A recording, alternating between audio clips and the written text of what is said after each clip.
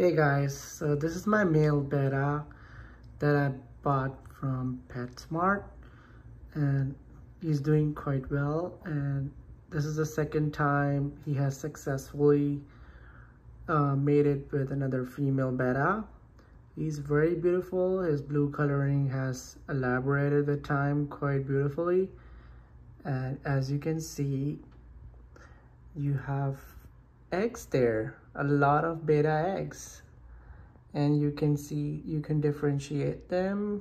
The silver things are like bubbles, the betta bubble that the male has built for the female, and then they made it successfully within 12 hours. And it's a 2.5 gallon tank that I have over here, and there are like hundreds of eggs. You can see there the white spots. This is the second clutch. Within 7 days, my betta has laid eggs again. Let me show you the female. Hey guys, so there's my female over here. You can see that she's pretty decent sized female. Actually, she's small. I didn't realize she's gonna lay eggs. And the reason why I bred her twice is she has given quite a lot of fries to me when she made it 7 days ago. And after she made it, like 2 days ago, she started, this female betta, you can see here, started making these bubbles on the corner of the aquarium.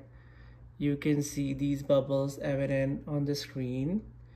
Here's my cutie pie. And on that corner as well, she started making these bubbles again. And she was kind of having some marking on her body as well. So I thought, why not put it with male? And as soon as I put it in the male, within 7 days, after she had first clutch of her eggs, she made it in 12 hours. And you can see the eggs on the first part of this video where I showed the eggs. Isn't it amazing how these small creatures are potent and good enough to make, like within 7 days, hundreds of eggs first time and hundreds of second time? Let me show you the fries. So here are the small fries from the first clutch. These are like 30 of them in this small container that I put in. I'm feeding them only egg yolk because I'm having trouble finding live food for them because they are so tiny, but they kind of survive. You can see the small egg rest lying on the floor on the bottom of this small container. There are like 29 pieces of these small fry in this. These are like 4 days old. They are quite agile, you can see when I touch them. And the second one that I have are here. So around 90 of them are in this container being fed with egg yolk. And I hope they survive on egg yolk alone. I might give you an update on them, on that too. You can see how tiny they are. They're not growing too fast because they are getting bare minimum food. I feed them twice a day because I'm a full-time employee working in corporate, and I'm gone by 8 a.m. and I come back by 6, and by then they are hungry and somehow they are surviving. They are really robust.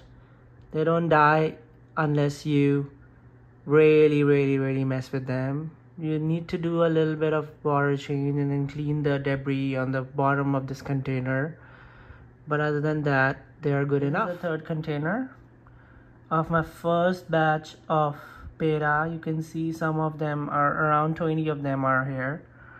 It's hard to see because the metallic pet bowl that I'm using for storing these bettas.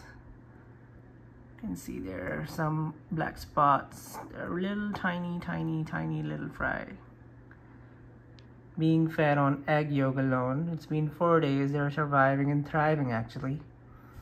And this is what I'm feeding with. Plain raw egg yolk. This is the second time I boiled it and I'm giving it because the first one got rotten within two days. So in 2 days I can feel I'm good enough. This is the second day. I need to throw it away again. Tomorrow I'm gonna fry again, and tomorrow I'm gonna cook again a egg yolk and give them a fresh one. But yeah, this is the update of my Betta. The first clutch and the second clutch I showed in the start of this video. That was the second time my Betta bred within 7 days. Awesome.